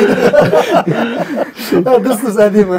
Сол секілді дүние ғой. Мен жоқ, алма демеймін, алсын. Просто мынандай қазір қоғамда үлкен бір түсінік бар да. Екінші қатын алу сүннет, төрт қатын алу сүннет деп. Кісілер бар. Төртеуінде қыздай алып алған да сүннет дейді. Негізі ол сүннет емес қой негізінде. Шын мәнінде. Сүннет бойынша сіз өзіңізде енді сирадан білеміз. Пайғамбарымыз салсам тек бір қана жар қыздай болды. Қалғанның бәрі жесірлер болды, жетімдер болды. Қоғамда құны кетіп қалған қыз келіншектер болды да, әйел кісілер, үлкен кісілер. Енді бәлки біреуін қыздай алып қалғандарын бәрін жаңағындай жесірлерден алатын болса, немесе бір ажырасқан бір әйел сондайларды алса, бір сүннет болып сауат болатын шығар. Қыздай болғанын өзі таңдамаған біреу таңдап берген десе. Мүмкін сондай шығар. Енді солай. Мысалы, мына қағидадан қойса деп ойлаймын. Мына бір қағидадан қойса деймін да, қандай да бір еркек алма демейміз, алсын. Бірақ бірінші қатын тұр ғой. Сонымен содан бір қандай да бір тұстан сәл бір асатын болмаса, не только тең асатын болмаса, алудың бір қажеті жоқ шығар. Не только кем, тең болса да қажет емес та. Өйткені мынақтан көріп жүрген нәрсені анадан да көресің да. Не қызық. Мынада жоқ нәрсені анадан тауып атсан, онда бір өміріне бір өзгерістер болатын шығар. Сіз осы тақырып көп ойланған сияқтысыз, естасыз, алсам бола ма, болмай ма деп. Бір өміріңіз бар ғой. Ертең өміріңіз бағы бүйтіп жақсы жаққа бүйтіп бұрмаланып кетсе бар ғой, басқаша ойлайтын болса. Мүмкін. Иә, адам негізі әртүрлі ойлайды ғой. Біреу енді біз кейбір кезде ойлаймын, өзімізге қарап бір баға беріп жібереміз ба деп. Бірақ негізі шын туайтын дегенде қазақтың мен ойлаймын ер азаматтары бар. Қарай алатын, тәрбиесін бере алатын. Мысалы бір кісі бар енді. Шыны керек енді несі бар екен да, жаңағы өзінің 3 әйелі бар екен. Бірақ үшеуіне де қарағанда, тәрбиесін бергенде ол бүйтіп айтады жаңағы кісі. Мен анандай жігіттерді түсінбеймін дейді. Балыққа барып, охотаға барып, рыбалкаға барып демалатын дейді. Менде демалуға уақыт жоқ дейді. Аллаға шүкір, мынау менің 3 отбасым, маған потенциалды ашып тастаған, мен жұмыс істеймін дейді. Жаңа бизнестар бар, жұмыс істеп, үшеуіне жұмыс істеп, әр отбасымдағы балама жеке подходпен тәрбие беремін дейді. Өйткені нақты мақсат қойғам, әрқайсысын бір білімді қылсам, Құран жаттатсам, үлкен ғалым қылсам, сонда мен анау жігіттерді түсінбеймін дейді, анау демалатын, жаңағы балыққа баратын, менде ондайға уақыт жоқ. Өйткені мен уақытымды балаларымды тәрбиелеуге арнап, солардың үлкен тұлға болып қалғанын, қалыптасуын қалаймын дейді. Мен сонымен әлекпін. Жұмыс, отбасы, руханиятқа сонымен де жаңағындай мысалға да. Өте керемет. Сондай бір еркек сондай бола білсе. Жоқ, дұрыс қой енді. Сол ғой мен айтып жатқаным. Ондай былайша айтқан кезде, оның әйелі деген ол соның күйеуі сондай шығар да, ол соны байқамай жатқан шығар, қайда білесіз. Сол айтып жатқаным. Көрдіңіз бе? Ол еркектің потенциалы бар. Мықты, жақсы жұмыс істей алады, ашыла алады, жаңағы көп нәрсе істей алады, қолынан көп нәрсе келеді. Жалпы деген сияқты ғой, мысалы, болады ғой. Маған қарап айтпасың. Сізге қарап. Мені қолданыңыз келмей отыр ма? Мен аяғым дірілдеп бастап жатыр. Қатты серьезный тақырыпқа кетіп қалдым да. Ертең мені жамандайды. Осы комментарийде мені жамандайды. Тұлабойым қалтырайтшы бұдан. Ойлаймын, қазақтың жігіттері бар. Соған лайықты істей алатын. Әр адам өзінің жаңағындай потенциалын біледі. Әр адам потенциалын білу керек, шыны керек. Бір нәрсемен шешім қабылдау. Иә, бір нәрсемен шешім қабылдау. Просто ол да жаңағы кейбір адамдар бар, рас нәпсімен, баспен емес, басқа жермен шешім қабылдап жүреді. Жоқ, бірақ ақылмен, есімен, дұрыс өзінің жағдайына қарап көселген адам біледі ғой өзін. Жалпыға үкім айта алмаймыз. Әркім өзінің шамасын біледі. Әлбетте, дәл солай, дәл солай. Сондықтан абайлаңдар. Ақырын жүріп анық бас деп. Мен Тұлабойым, басқа сұрақ бар ма? Мынадан басқа. Алла разы болсын. Шынында өздеріңіз айтамын деген пікірлеріңіз болса, әрине мархабат. Көптеген қаншама өздеріңіз инсайт алдық. және үйленбегенбіз ғой.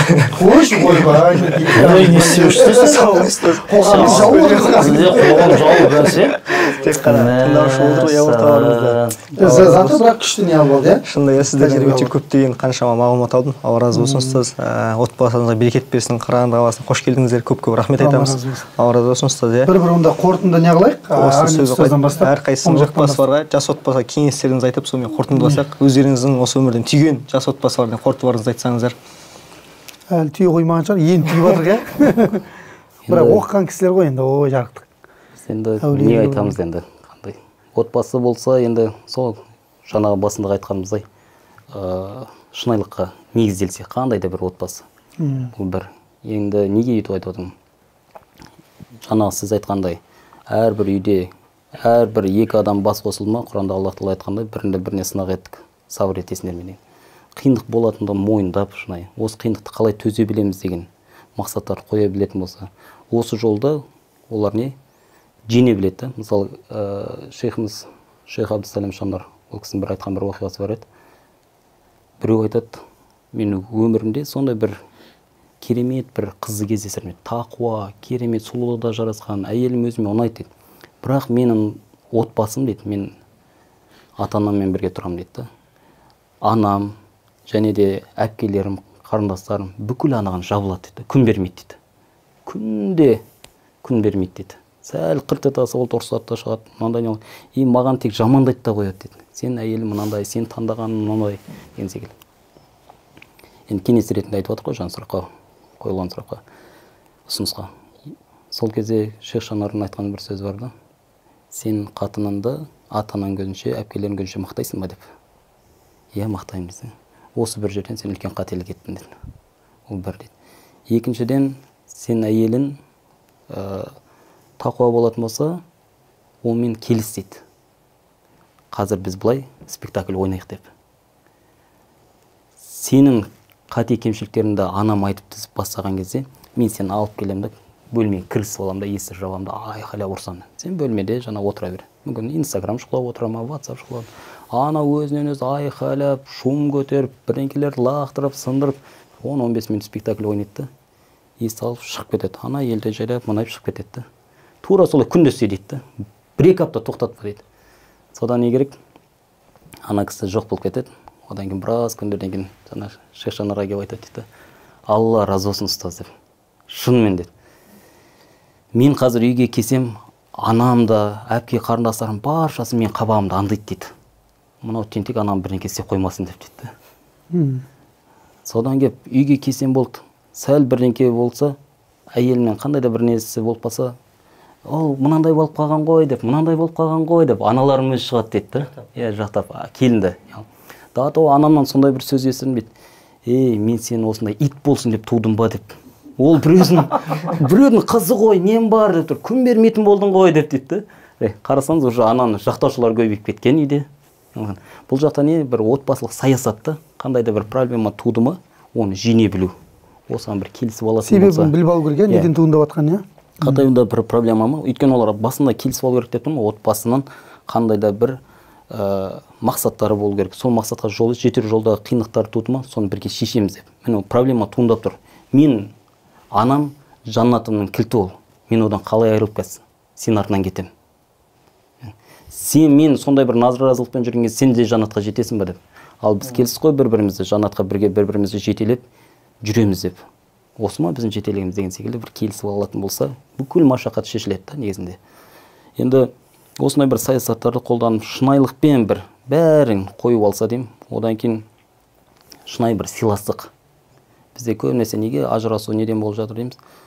Екеуі бір-бірін сүйіп қосылмаған ғой деген темаларды айтып жатамыз. Сүйіп қосылып жатқан қаншамасы ажырасып жатыр ғой? Бір-бірін сүйіп қосылған. Кім-кімді сүймей жатыр өмірде? Шыны керек. Енді тіпті бізде білеміз, ол Мұқағалидың өзі махаббат деген өлтіреді ғой енді. Символ болды ғой енді қазақтың, иә? Сол кісінің өзі де бір өлеңі бар ғой, есінде қалай келетін еді. Ұмытып қалмасам айтайын енді. Мені сүймей, сыйлай білші одан да. Сүйу көп қой, сыйласы аз қоғамда дейді. Сүйіп тұрып сырқыратсан сүйекті, біреу сүйген сыйсыз адам боламда дейді. Қарасаң кім кімді сүймей жатыр негізінде. Мысалға сол бір қосылған ерлі зайыптылардың еркегіне келетін болсақ, қаншама қалай айтсың, мың бір қыздың арманы болып жүріп, бір жанның жан-жары болып жүр ғой. Тура сол секілді ана қызды қаншама еркектер оның артынан жүгірген, біреу оны по-любому сүйген өмірде. Мүмкін емес. Енді күйеу мен әйел болып екеуі қосылған екен, мынау да оны сүйген, мынау да оны сүйген болса, одан артық не түк жоқ қой онда, сыйластық болмаса. Сондықтан бір сыйластықты ететін, бір сыйластық деген бір үлкен бір қағиданы қоя білсе. Сонымен қатар мынандай нәрсені, енді сүйуге келетін болсақ, сүюді бір-бірін сүю емес, бәлки Алла разы болсын мен сені жақсы көремін дейміз ғой. Соған бір ауыстыра білсе да. Неге? Жайлап барса я, соған Ау? Соған жайлап барса я. Соған барса. Өйткені не? Сүю деген ол сезімдік дүние ғой, ол өзгереді. Мысалға бір адам айтса, мен сені өмір бойы сүйем деп. Қыздар болады ғой, айтады ғой. Сен маған уәде берші деп. Сен мені өмір бойы сүйіп өтем деген. Өмір бойы сүйіп өтем деген адамды, және де оған сенген адамды ақымақ қой негізінде. Сезімге сенім жоқ қой. Ауысады. Бір күні бір нәрсені жақсы көріп тұрасың, келесі оны жек көріп тұрасың. Тура сол секілді. Бәлки сол Құдай разы үшін, Құдай үшін қатты жақсы көремін деген сөздерді қосып.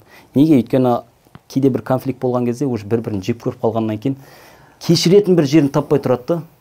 Бұл да бір Аллах тағаланың сынағы. Мыналар сондай бір конфликтке түсіп жатыр. Мен үшін кешіре ала ма сол бір қателікті? Сол бір қателік. Мен үшін кешіре алады ма деп тұрған Құдайдың бір сынағы шығар. Сондықтан бір қандай да бір сынақтарды жеңуге, сын сағаттар соққан кезде жеңіп кетуге бір үлкен бір үлес қосады негізінде деп ойлаймын өз басым. От любви до ненависти один шаг деп айтады. Сондай болып тұр ғой сіздікі, иә? Сол үшін өмірде ең көп айтылатын екі сөз бар, екеуінде де гарантия жоқ деген сияқты болып тұр ғой. Біреу мен сені сүйемін, екінші маден шайын. Осы бір кеңестер шығар енді мен тараптан Алла. Манадан кейін мен ештеңе айтпаймын болды. Әлі күйдіремін. Манадан кейін бір мұқағалидың кітабын сатып алып оқып, жаттап, өлең жаттап отырамыз дейді. Сіздердің қандай кеңестеріңіз? Енді, машалла, Ағынет ұстаз бүгін ашылды ғой ағынан. Енді менің айтатын нәрсем, әркім өзінің отбасының сыры бар да. Жаңағыдай, оның барлығын неге сала беріп керек емес, әйелдерге де еркектерге де айтайын. Әлеуметтік желіге сала беріп керек емес. Сен үйіңдегі әйелің мысалға кейбір сырлары бар, айыптары бар.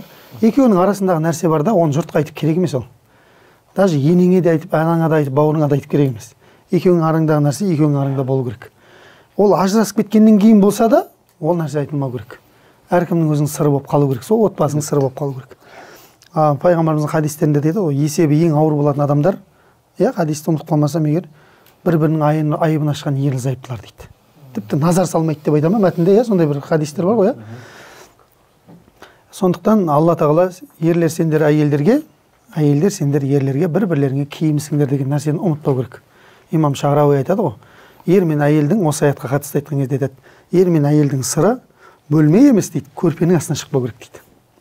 Бөлмеге шықса, бөлмеде балаң не болуы мүмкін дейді да, балаларың да білмеу керек дейді сенің араңдағы нәрселерді. Көрдіңіз ба? Сондықтан әрқайсының өзінің сыры бар. Сол сырды сақтаса, әр отбасы әрбір көрінген нәрсеге отчет қылып, өзінің төркініне, өзінің мына жағына айта беріп керек емес. Олар дұшпан көз бар, дос көз бар, қайсысы кімнің көзі екен білмейсің.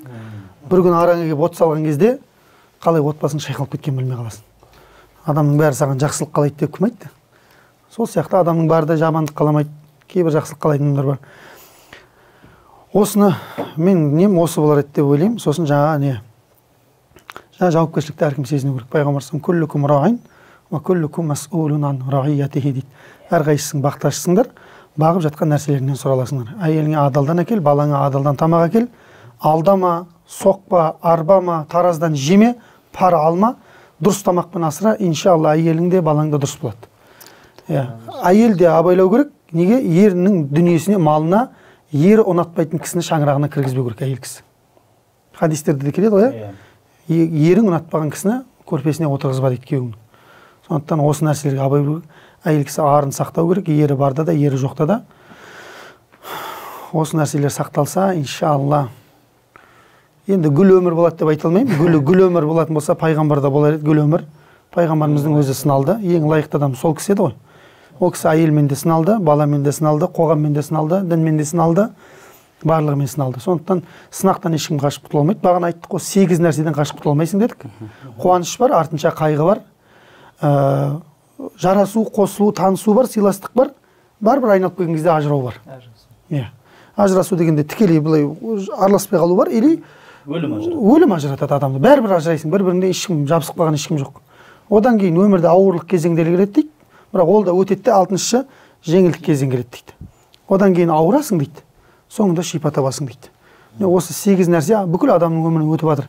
Осының үшеуінде қиындық болған кезде, біріншісі қайғыда, екіншісі қиындықта, үшіншісі ауырған кезде қасыңдағы серігіңнің кім екені белгілі болады ғой.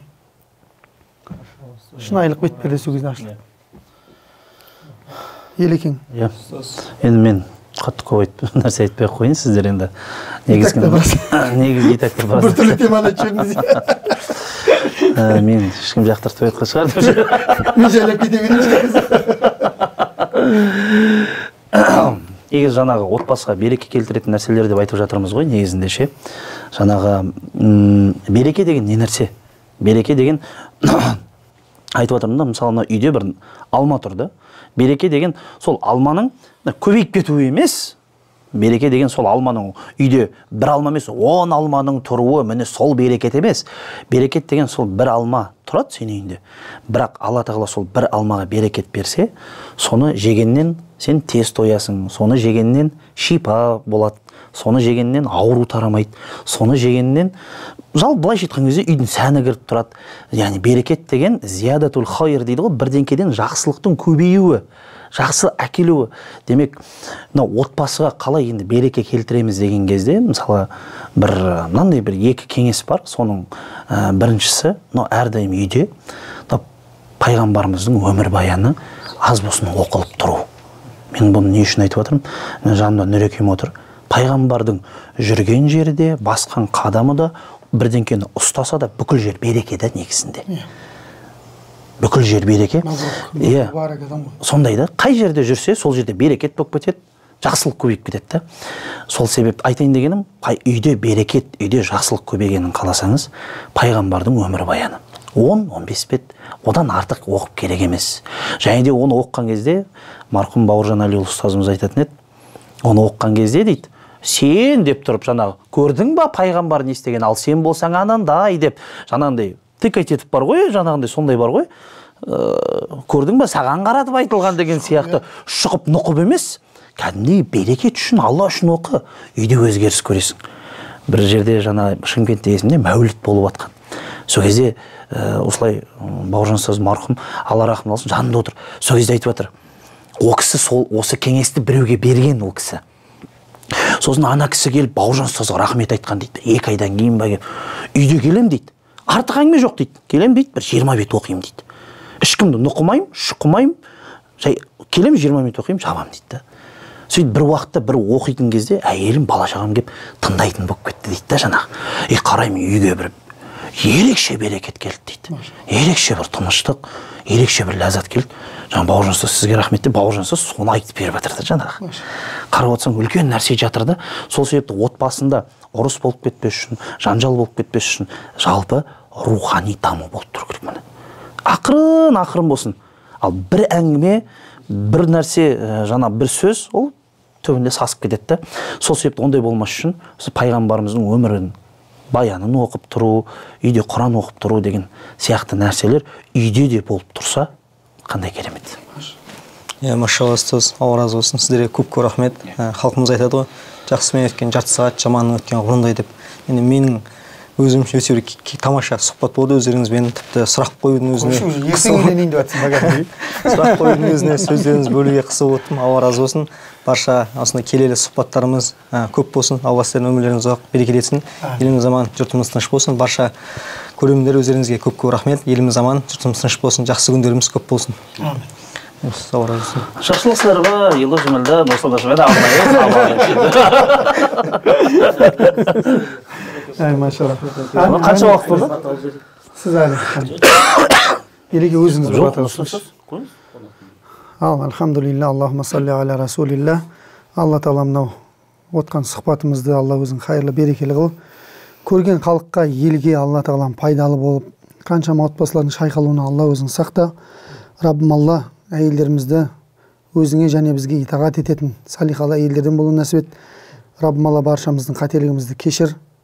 Алла тағалам өзің разы болатын амалдарға соларды жасауға Алла тағалам біздерге жәрдем мен сәттілігін нәсіп ете көр.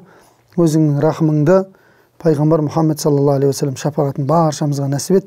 Елге амандық бер я Раббым Алла тағалам. Саллаллаху аля сейдина Мұхаммадин ва аля алихи ва сахбихи ва саллям. Алла саған өзің ойлағаннан қайырлы жар берсін, ей машалла.